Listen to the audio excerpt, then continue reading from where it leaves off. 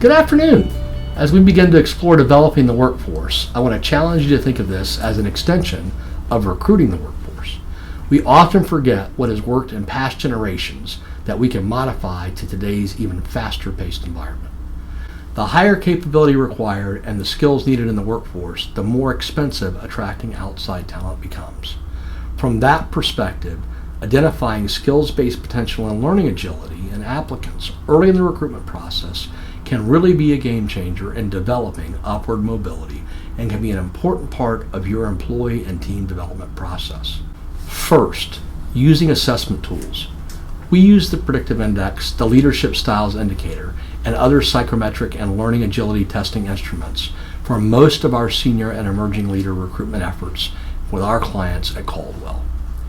Internally, we use the PI for all potential new hires at all levels and want to encourage you to consider the PI or similar tools on an enterprise-wide basis to assess incoming talent and existing team members you are evaluating for progression or promotion. These tools can provide you with a gap analysis and development roadmap in the soft skills and intellectual horsepower of the team that you are developing.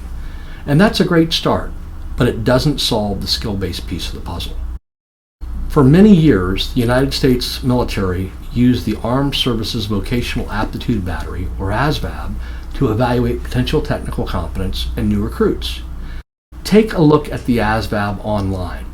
Lots of descriptions and sample tests are readily available, and consider similar technical competence evaluation capabilities for your business where needed.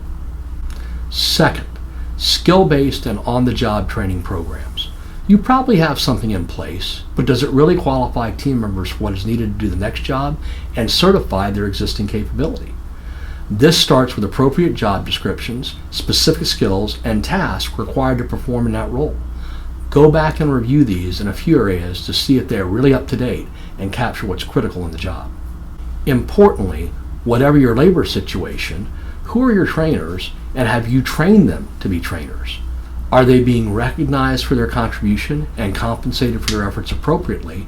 And do you have a succession plan in place for backfilling these critical training roles? Finally, keep it interesting.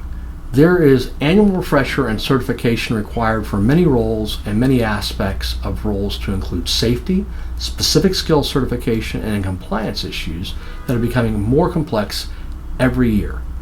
Look for ways to keep it interesting. Inject incentives where appropriate and add entertainment value where possible.